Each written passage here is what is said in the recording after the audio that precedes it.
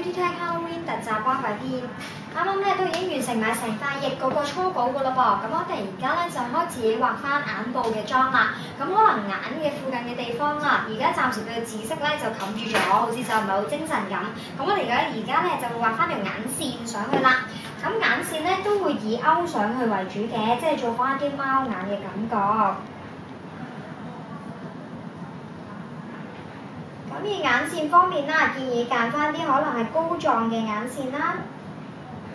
咁畫線條上嚟咧，亦易控制啲。咁眼線畫喺邊個位置咧？咁其實咧，我哋可以畫翻係外眼線嘅位置就得㗎啦。咁呢個亦會比較易掌握啦，對大家嚟講。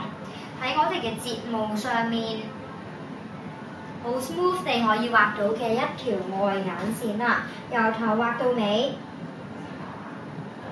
再喺尾部嘅位置輕輕翹起。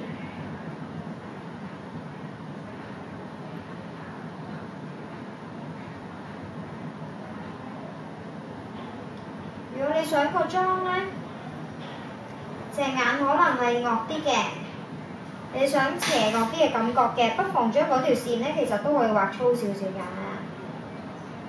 開眼，你見到而家個尾位就會勾起咗啦。咁我哋就將佢連接翻下面個下眼線先。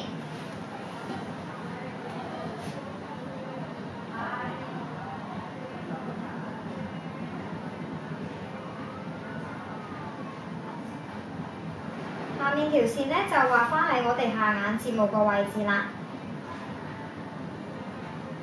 咁記住條線都盡量唔好畫得太入啦。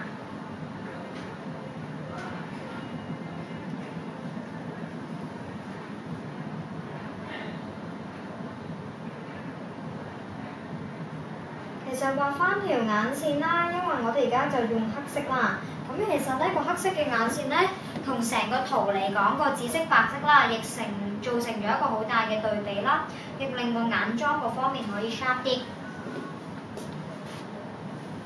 唔好唔記得貓眼仲有前面嘅噃。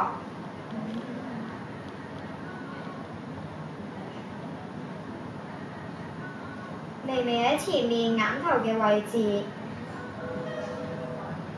畫翻個勾出嚟嘅效果，而做一啲勾起嘅眼線啦，亦俾人感覺會妖豔啲，隻眼相對地當然都大隻啲啦。